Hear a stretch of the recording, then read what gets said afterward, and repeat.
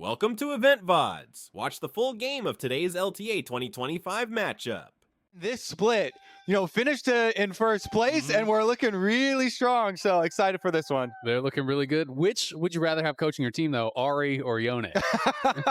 I mean, honestly, that's a toss-up. Last time I had a Yone in my game, he was a feeder, though. So the dog. That was a good The dog wants the dog. It's not fair. The hot dog. Let's get it.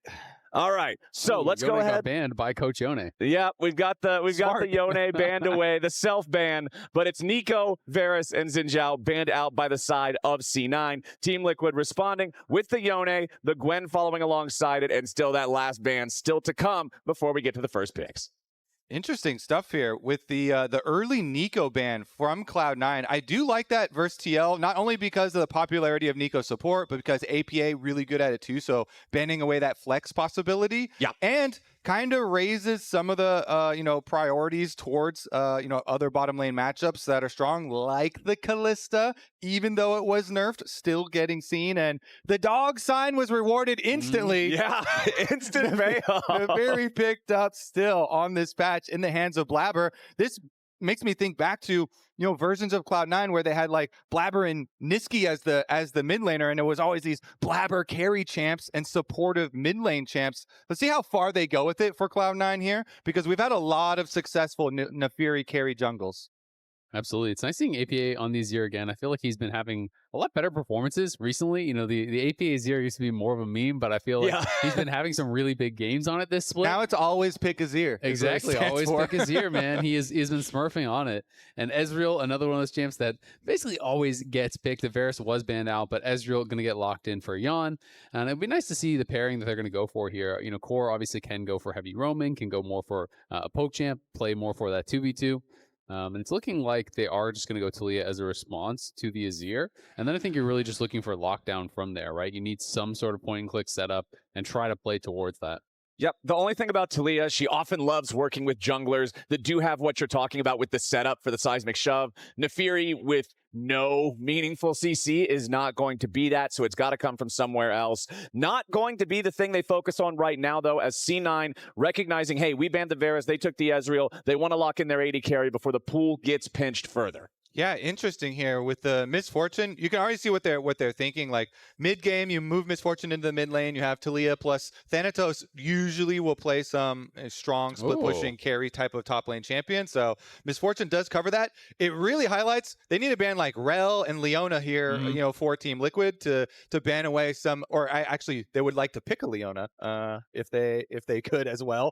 But those pairings that work really well with the Misfortune. It's also important to remember that this Pantheon is a flex pick for Team Liquid. Core JJ plays a lot of this on support now, in solo queue. I want to bet that it's empty. Okay, that's totally fair. We're not but betting I do have to make sure that we always have that asterisk and we always have that information. Core plays this pick a lot more than a lot of other supports in the league. And I do like it as a pick because it's also a bit of a denial. Obviously, it would be one of those pairings that works well, with the Talia as a potential setup if they wanted to play it, for Vulcan, though I don't really expect that. I wouldn't be surprised to see something like, even Poppy getting banned away. I do think Poppy support can be quite strong in these kind of situations. There's already a lot of dash champs there. Does pair well with the Talia. It's something that Vulcan can play. Besides that, you're looking at Rel, you're looking at Leona, you're looking at denial picks like that. But Nautilus really can be in the mix too. So it really just depends on what they're most concerned about. But I'm a little bit surprised by the Ambessa ban, honestly. Mostly, this is what I was really curious about is top lane, because I talked to Thanatos right before this match, and he's like, yeah, there's no lane swaps now. This is good for me and bad for Impact. And they feel like, yeah, all we have to do is ban out the Scion, and Thanatos is going to have a good, carry option into Impact. Since this is fearless best of 3, if you're investing bans into Ambessa and Jace now, they're not going to be like permanently banned for the rest of the series too. And so you're still going to have to worry about a lot of these Thanatos champions. Renekton was definitely a very big one for him as well. And when you think about the other champions that Impact has been playing recently, Rumble is still up and available. That's something that he's very comfortable on. He's been playing the Renekton and then he's been playing the Galio. So those are the 3 picks that are still available that he's been spamming. He really has kind of condensed his champion pool back to some of these older picks that he was so confident on. Obviously, there are quite a lot of top lane bans, but I do still think he could look towards Rumble as a strong option. All right, Jan's just having fun with a couple of the hovers, and it looks like you're going to be right, Isaac. The Rumble locked in for TL. And I mean, the thing is, it's like, it just makes so much sense. It's his best carry pick, in my opinion. It's still open in phase 2, which is pretty rare. And the big kind of answer to it is something that isn't really Thanatos style, which is Galio, right? That's what most people do pick towards it. We also saw Bwipo bring out the Yorick counter pick, which I think, is quite strong. I don't know if Thanatos has really prepared that or not. And that was against Fudge. Fudge did end up still getting the better of him in that matchup, but we saw the strength of it. It's looking like it will be the standard one, which is Galio. So I still think TL is probably going to be pretty happy with this overall. And not that Thanatos can't play this or anything, but it does bring some setup, with the taunt, to be able to actually set up things like the seismic shove, as well as try to hold people in place for the MF ultimate. If you pair that with a hard engage champ, yeah, perfect. Alistar goes in, Galio ult comes over the top, taunt comes in, you have the bullet time and everything, all that damage flying in and over. I feel like it really rounds out the comp quite well. And there's the Poppy I was talking about earlier, but potentially on the other side, it'll be interesting to see if Core wants to go for something a little bit more aggressive like Poppy, or if he is going to play one of those pairings like Karma. Yeah, I think it was actually a nice couple of last picks there to round out this Cloud9 team, because also the split push plan we were talking about, when mid game you rotate Misfortune into mid lane. Now not only do you have the Talia, you also have Galio ultimate, so tons of cross-map play on the Cloud9 side. Of course, does have that Pantheon. Yep. We didn't actually bet anything on it. Yeah, but you won the bet. The bet for nothing. That's all you. Congratulations. He does have, some mobility to answer as well, with the Pantheon ult, of course. And he had a really good Pantheon jungle game earlier in the split. So, I mean, already I feel like the draft is nice and shaping up for some a pretty hyped series. Yeah, I mean, both drafts I think are really strong. Both teams, got a lot of comfort here in game 1. If there is a game you're expecting to be able to kind of get your champs in Fearless, it's going to be game 1.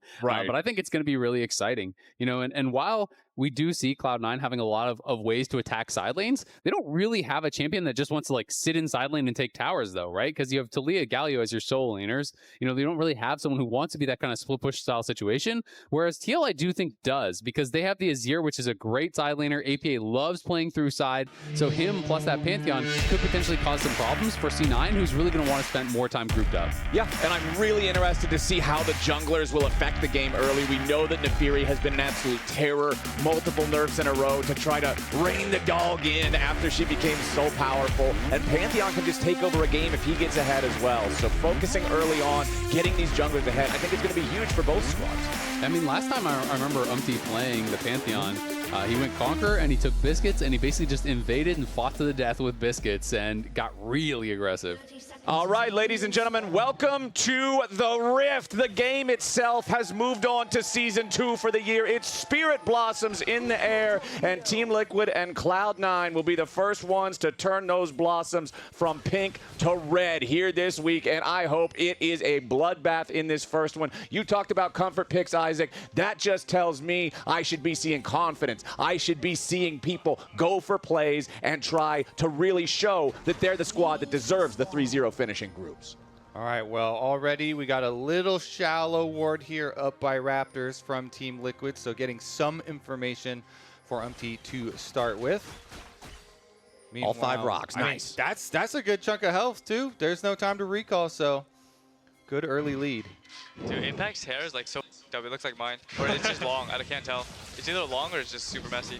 It's long. It looks good when he's not wearing the headset. I don't know why he pushes it back. So the headset lifts up his hair? Discussing the style. One of the best teams in North America talk about before the game to really get locked in. Turns out Impact's hair. Hairstyle. Hey, it's important. Look good, feel good, play good. You know what I mean? Yeah, there you go. All right, so just taking a look at how everything's starting off here with the head-to-head in the lanes. Core JJ, never one to shy away from an early scrap to just try to start working on those health bars, on those potion reserves. You can see Sven already drinking his potion as Jan just continues trying to get this wave moving forward. Core JJ using the brushes to try to keep Sven and Vulcan back enough as... Did we want to do this? Nothing super crazy. Yeah, we don't expect there to be too much early action. Bottom lanes probably just going to push in for Team Liquid and be some farming. And junglers are pathing up to this Galio into Rumble lane, this counter pick lane that people have really been liking. And the Galio getting the early push there. Thanatos doing his job. And we'll see once they finish their first clears and end up on that top side. Doesn't seem like there's been any heavy trading in exchange up there. Right. And it's just the farm kind of trading hands. Back and forth, but mid lane, it is Loki with a decided HP advantage over APA. Also crashing that wave into the turret means if we do have a fight, this is going to be an advantage for C9.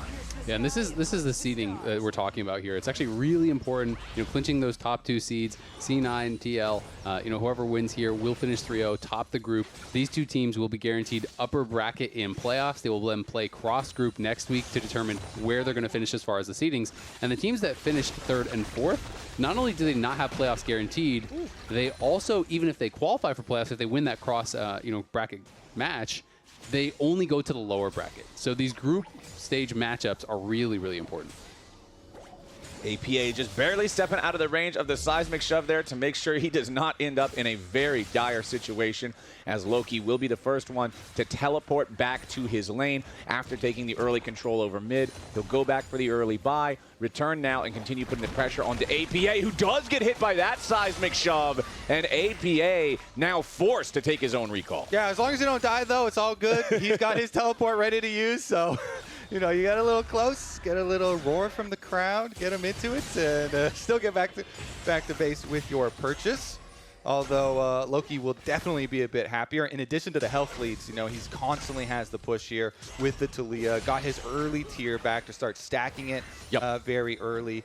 And Blabber himself on Nefiri, since he did the farm heavy start, which is you start your small camps, start your raptors so that they'll respawn at 4 minutes. Your second clear is very, very quick to follow. And so this Nefiri is just on power farm right now. He is going to finish off his second Krugs in addition to his second Raptors before going for his recall. And Nefiri will come back fairly scary as Umpty went for the earlier one and just got a couple of ruby crystals. I like watching TL's duo trade. CoreJJ gets the slam into the wall on Vulcan. Yon follows up with just enough damage for CoreJJ to walk away before the Pulverize comes in for the counterattack. And Team Liquid's duo has been earning themselves extra control over bot lane with those types of trades, as Loki finds another shove there onto APA, follows it up with a nice usage of the Q to land most of those rocks. And Loki has a one-wave advantage in farm over APA here in mid, and this is just a pure 1v1 advantage. Nobody else getting involved in this matchup yet. Yeah, and he has been building a bit of an advantage even just through the sustain, right? Like he has 3 potions sitting in inventory and 2 of the biscuits plus that health potion. He will have to go back to base here as he is out of mana, but we'll see how quickly he can back, because this is not a cannon wave, so he's likely to actually lose the whole wave if he bases right here. So at the end of the day, we're going to see that advantage closed a fair bit. Okay. First equalizer of the game for Impact there. Also used for wave clear purposes, just to delete that, make it so he can recall on a good timer. And you can see Thanatos recognizing that, going to go ahead, take his own recall, and then both top laners resetting, walking their way back to lane as they know that the wave is not going to crash into either turret before they get there. Yeah, Loki took that recall and invested in tier 2 boots so he could zoom right back. Plus the passive move speed. surfing on the rock walls, so he could get there immediately, and investing in the Lucidity boots as well here for the extra cooldown reduction. Let's see about this grouping up on the top side of the map, though. Blabber will get another Crabber for himself, but it will be in exchange for Umpty starting Drake. And this is our big change, of course. Yeah. We do not have 6-minute grubs any longer. Gonna have to wait longer for those, so no trade there as far as the objective goes. Even though Mountain takes a long time to take, Team Liquid will get the first objective. Yeah, they're confident to do so because C9, despite the fact that there's no grubs here at 6 minutes, still send their bottom lane to the top side just after 6 minutes on the clock. Meanwhile, Team Liquid deciding to keep Yon down here in the bottom lane. CoreJJ now, after taking a recall, going to move top, and he'll be laning up here with Impact. But yes, okay, you mentioned it, feels like a minute ago already. Umpty's finally done killing this Earth Drake. It takes so long to kill the damn thing, but he finally gets the work done. That's first neutral objective over to TL, and it's cleared with plenty of time. Still over 45 seconds until the Void Grubs spawn, as Impact and CoreJJ now in a fair fight against Vulcan and Sven. They want to make sure that Impact is not in a really rough spot before this Void Grub spawn occurs. It's actually pretty critical, though, because he used his Equalizer to get a quick base previously and did not use his teleport. So even if he gets chunked out now, he could trade his health, get Sven chunked a bit, and then just TP back for those grubs and have that HP advantage. He is actually going to base right now, so we'll see if he has much of a buy.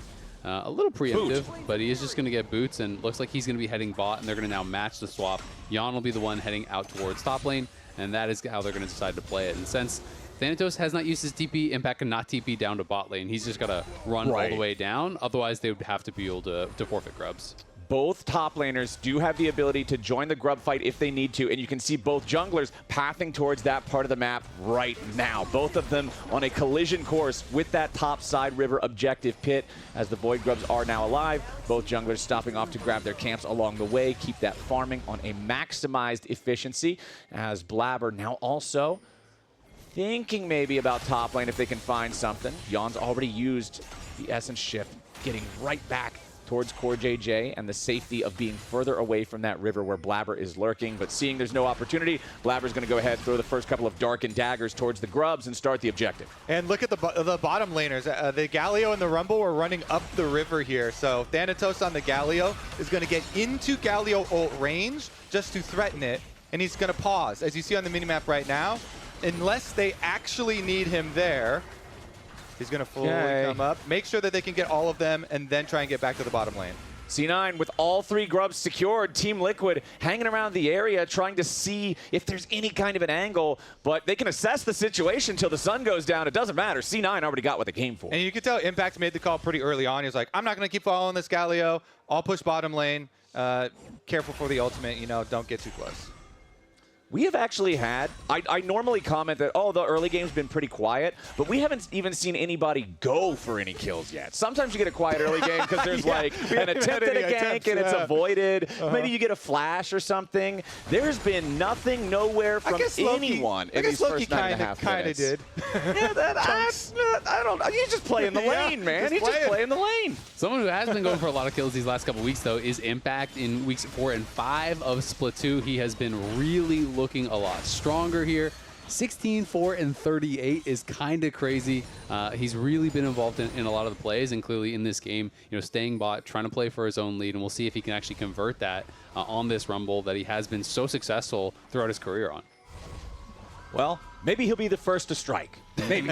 Because right now, everybody just seems really content playing the farm game. We have these 2 junglers that both have such high kill power, but yet nobody's wanting to call the plays. Everybody's just saying, all right, play it slow. Don't do anything super crazy. Thanatos getting another wave pushed up down here. Has the Hollow Radiance completed. Very, very effective for getting the waves pushed out thanks to the Explodey passive. Yeah, and Eclipse is so cheap and such a big power spike for Nefiri. If you look at Umpty's inventory at the moment, he definitely does not want to fight. He hasn't gotten his recall back off on the Pantheon yet, and so Blabber is in the position on his first item power spike here with the Nefiri to try and go look for something after he finishes up with his Wolves. Doesn't look like Vulcan and Loki are going to do too much versus Core JJ, though. Right, Core still with control over this bottom side river. Next Drake spawns in 1 minute, pretty heavily desynced still from the objectives on the other side of the map. Again, the change of the Spirit Blossom Season 2 stuff here on the Rift makes it so generally there's only going to be one of those objectives up around the same time for teams to fight for, less handshaking of the objectives. For JJ, though, going to be in some trouble. The Weaver's Wall has already come out, Steadfast Presence, and a flash over both walls gets Core JJ away. Yeah, nicely done there by Core, just getting out to safety, but it is going to be the flash down. It was the ultimate from Blabber and Loki being used, though, so maybe an opportunity here for TL to try to force their issue at this next Dragon. Sundered Sky is now done for Umpty as well, so he took that time. He's been farming. He has his 1-item completion. I think TL are going to be ready to go. Yeah, they are. They're going in on Sven, who already tried to flash away. But with the Grand Starfall and the Equalizer together, surely they have enough damage. No, Vulcan there to save the day in time as Loki and Blabber have arrived. And Umpty and Impact have to find their exit. Umpty now in danger with a flashback out. A seismic shove into a first blood for Cloud9. The team punish. Avengers arrive for Cloud9. They get first blood. They are going to lose a little bit as far as the mid lane push with Jan being able to get this cannon wave towards the tower.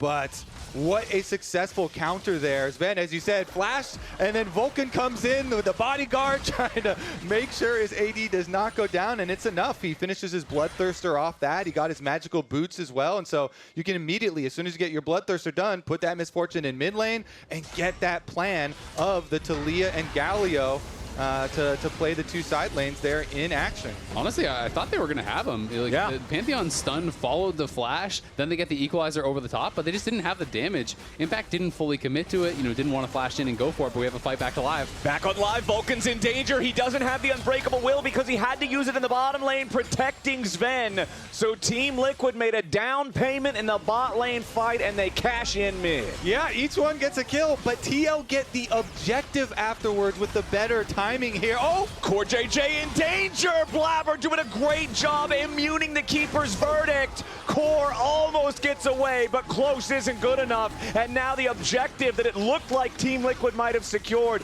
ends up going into the hands of Blabber and Cloud9. All right, he's able to punish the Poppy this time around. Nice W there from Blabber. Able to dodge out on the ultimate, and they find their kill. Right back to it. Core with some kind of cocky movement there, like going in, like they had the dragon. They could have just been happy with that, but he tries to go in and get some vision, try to play for a little bit more at the same time. His team is not there with him. He ends up losing his ult, dying, and costing them the dragon. So that is a pretty costly death, and a nice play from Blabber. Yeah, he saved Vulcan from some dragon criticism, First support goes down, you're like, all right, we got dragon. Oh, never mind, our support goes down too. All that matters is whoever died last and lost the most. And this time it was Core JJ. Let's take another look at how the whole thing started. So Core was on a ward, and Sven and Vulcan go in here to try and look for the fight. But then, once Umpty and Jan arrive, they realize they are outnumbered. Too many stuns, cannot get away. That's just the first part of the story, though. Yeah, exactly. And this is Core going in, trying to clear out some vision. His team was on the dragon, but Jan is getting pushed in mid. They see that Galio is coming up from bot, and this is just well played there by Blabber, able to immune the knockaway there on the ulti, goes in, kills him, takes the dragon. Also, last time when Blabber tried to make the play onto Core JJ saw him coming, and he was like, oh, I just put my W up. No problem, block it. But this one, because Core was on the ward, but Blabber was over the wall, he's able to get him, surprise him before Core JJ could react this time, and could not get away. So we split the dragons, and Cloud9 come away with their 1,000 gold lead. All right, we have the next objective spawning right now. 15 minutes in, Herald is on the map, and as soon as Shelly rears her head, Blabber is already up here in the topside river, but Team Liquid's doing the same. Umpty's been hanging out in the pixel brush up here. If Loki steps too far forward, there could be an angle for APA to try to go for a shuffle into Umpty. Maybe if you pick Loki, you get a free Herald. It's not going to happen because Loki making sure that he's staying safe, just maintaining position up here in this top side. Now the Weaver's wall rides out. Umpty could be the target, but he's already too far away. C9, you could see what they wanted to go for there, but just didn't have everybody in the right spot. There was a tiny crack between the wall and the other wall, and he was able to slip through it. For now, let's see about the re-engage, though, because Jan's on the bottom side. Yeah, Jan wants to try to poke these guys a little bit with the Mystic shot. Sven now ready to join back up with Loki. Core JJ channeling the Keeper's verdict, but it's a big miss. Now Vulcan with the counterattack here, going after Umpty. Bullet time over the top means the TL can't immediately re-engage, but now Vulcan is isolated. Unbreakable Will keeping him alive as Blabber has already secured the Rift Herald for the side of C9. Vulcan still only at 100 HP, and Jan takes him down. Umpty's made his way into the fight, but now a grand entrance should seal his fate. Beautifully done as Cloud9 claims the feat of warfare. APA wants to flash in to secure the kill on Sven, and he finds it, but now it's Blabber and Thanatos looking to kill the Emperor of Shurima, and they've got their man. Jan, Impact, and Core all trying to get away. There are black and white screens on both sides, and C9 takes the Herald. These fights are an absolute brawl at the top of the group here. Team Liquid versus Cloud9. Again, Cloud9, though, they focus on the objective here to get the Rift Herald, and Vulcan does some fancy moves. Watch Core here, though, flashing in, interrupts the dash from Blabber as he was trying to get back in onto Umpty. They're able to focus down Vulcan, and from here you're thinking they might be able to actually make it happen because Jan has chunked out Loki. Vulcan's in the pit. Jan goes in and takes him out, but I just think they're a little bit desynced on the Pantheon ultimate. The Pantheon ultimate goes in, but it's so far, and Jan had just used a shift. They can't really follow up on it. And I just want to say props to Loki for perfectly timing his seismic shove on the Pantheon arrival. You see where the Spirit lands, and then he times it very well to get that shove back. And like you're saying, they get the burst down there onto Umpty. So, okay, round 3 here as they look for it again. You know, we had a pretty uneventful first like 12 minutes, Was but it worth the wait? now that was it. Yeah, I'm kind of okay with this. We're getting into some pretty good League of Legends now. C9 also critically claiming 2 different feats in that last fight. The Rift Herald was their 3rd neutral objective after getting the grubs and the single dragon. They were first to 3 kills. That means they've got the powered up boots, not the cheap boots, just the boots from last year. I remember our conversation about this last week. Impact is not having a good time though up here as Thanatos and Blabber just immediately dogpile him, and Blabber's got kill number 3. And I was just about to say, Flowers, the biggest thing to me is that it's 2-item Nefiri. Yeah, Shojin. I have played enough games with Fed Nefiris to know you don't On your want... side or their side? Yes. Yes. Thank you, Isaac. I know you don't want to go near that 2-item Nefiri. The Shojin is done. Like, the damage just is crazy with that thing. Yep. Once you get those stacks, Nefiri can stack it up really quickly, and just you tear through them with the ability damage. Blabber here in a position to really push Cloud9's lead ahead, and he does activate the Rift Herald.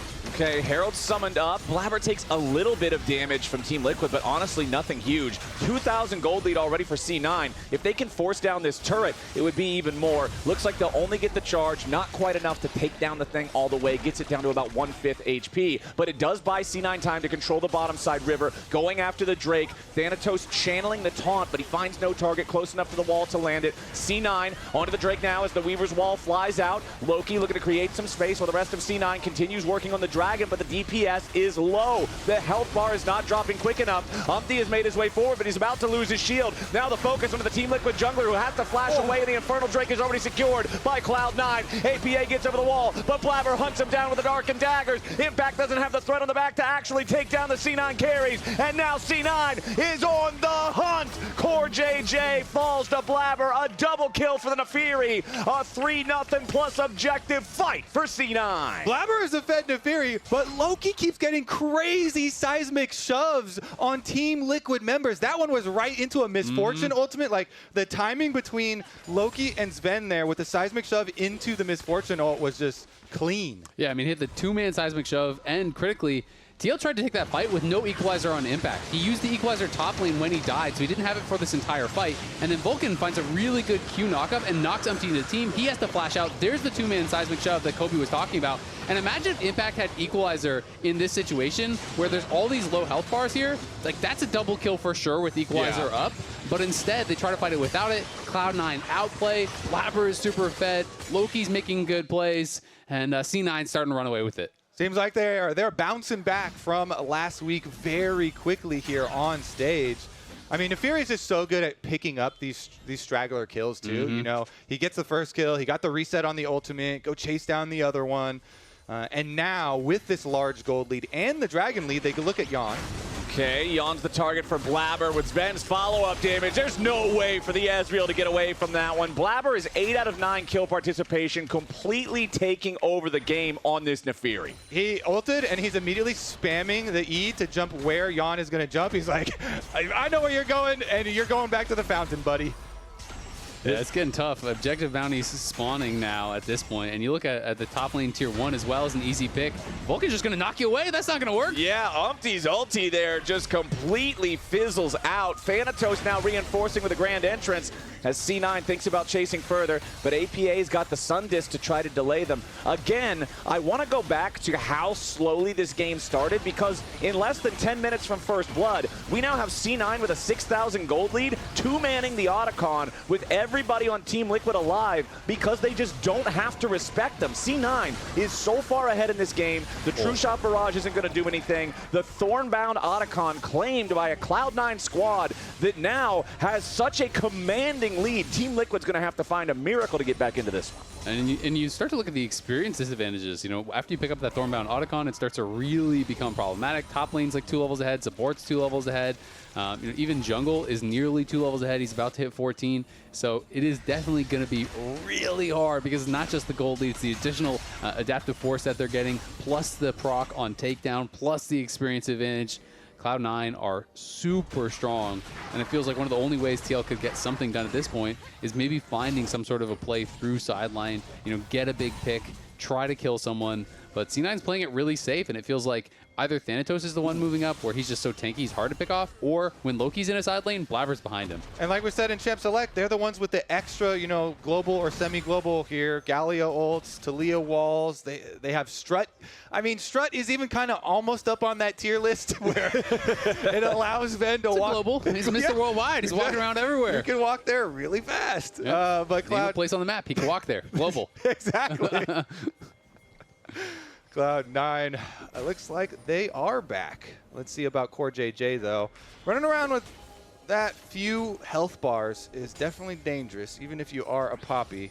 Level 8 on the Rift at the moment. Tough, man. Yeah, with no item done as well at 23 minutes. Oof. So pretty much the only way he lives is if you Keeper's Verdict everybody away from you, and now no one's close enough range to deal the damage anymore. I wonder how much gold he spent on things this game. I thought you were going to say, I wonder how much gold he's worth at the moment.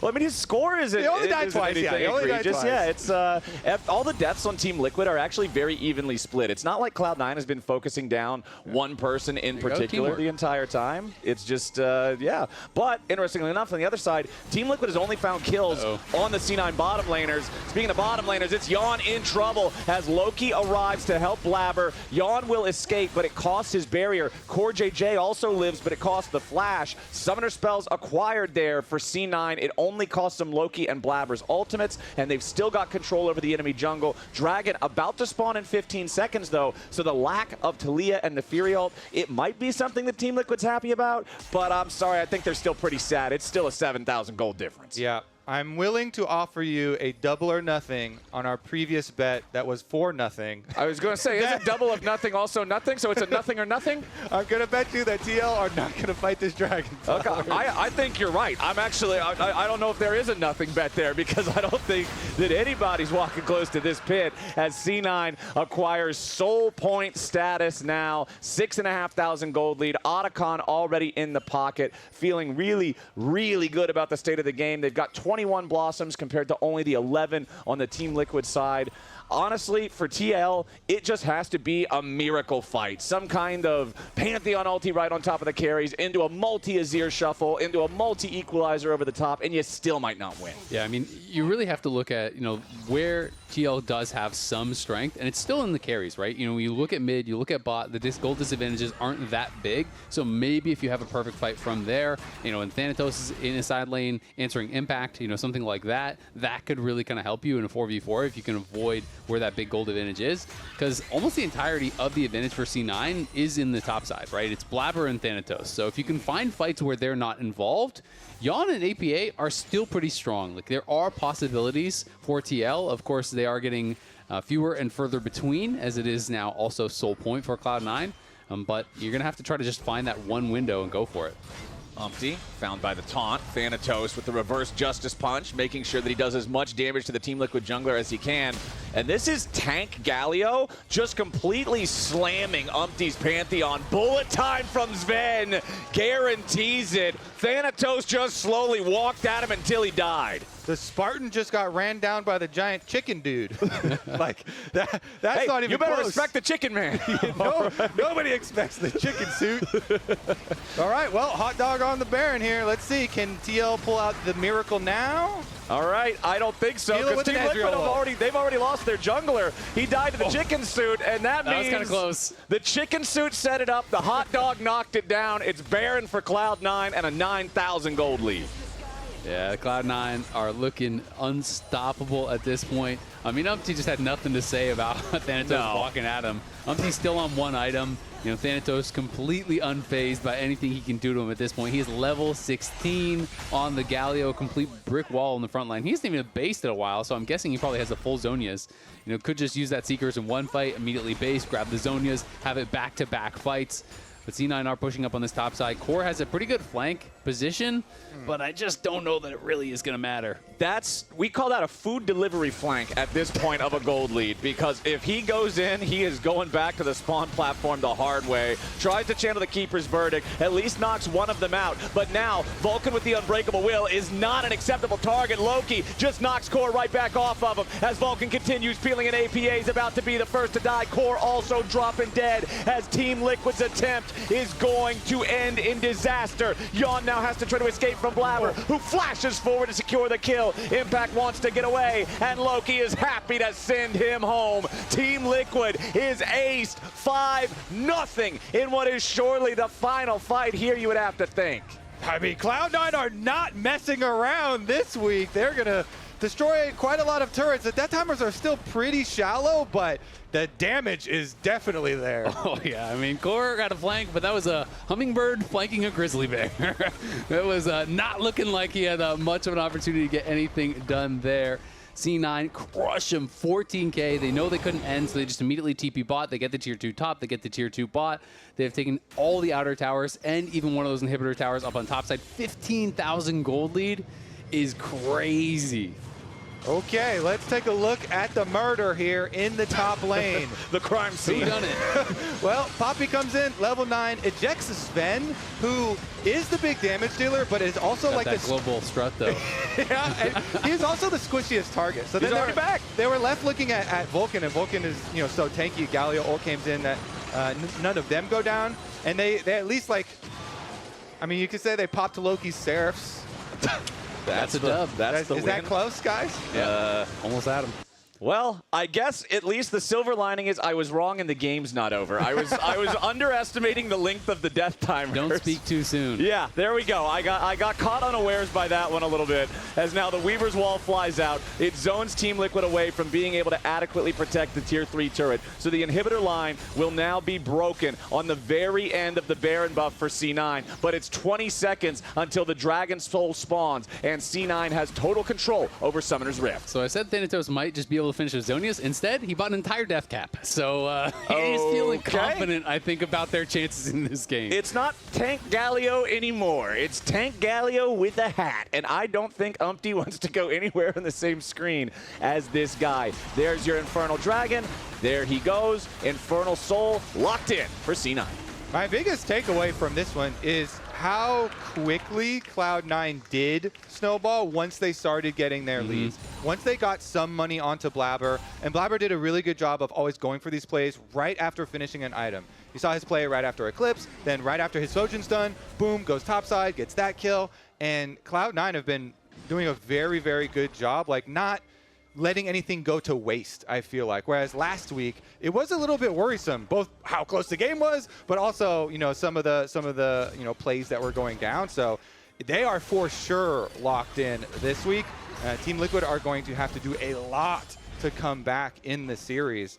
And a whole bunch if they really wanted to come back in this game. It's almost 15K gold lead and Dragon Soul, so good luck at the final defense. Well, here it comes. The Weaver's Wall has arrived. Core JJ with a flash over it just to keep himself alive, but he still loses half HP. C9 with their Infernal Soul just trying to force their way into the base now. They do have 2 of these inhibitors opened up and vulnerable. They're going to go ahead and start putting the DPS in those already as Team Liquid scrambles to decide where they want to defend. Do they want to try to fight for the inhibs? Do they want to fight at the Nexus turret? Do they get a chance to fight at all as Core JJ is already down and Umpty's about to follow? It's bullet time, and Yawn's the third to die. C9 will win the game right there. This time, I am sure of it. C9 cleaning up that second inhibitor, going up top side to grab the wave. It's still 30 seconds on Core, Yawn, and Umpty as Blabber's just trying to make sure that Impact doesn't approach from a different angle. He and APA, the last 2 standing on the Team Liquid side as Vulcan immediately finds a headbutt. The shuffle knocks him back into the fountain, so APA at least gets 1, but the Nexus turrets are already gone, and APA cannot stop them. C9 with a 19-4 scoreline. A seismic shove to try to make it even more, but it won't matter. C9 dominate game 1. Can't believe how many raw seismic shoves Loki hit this game. Just every single one. It felt like he was just getting pick after pick after pick.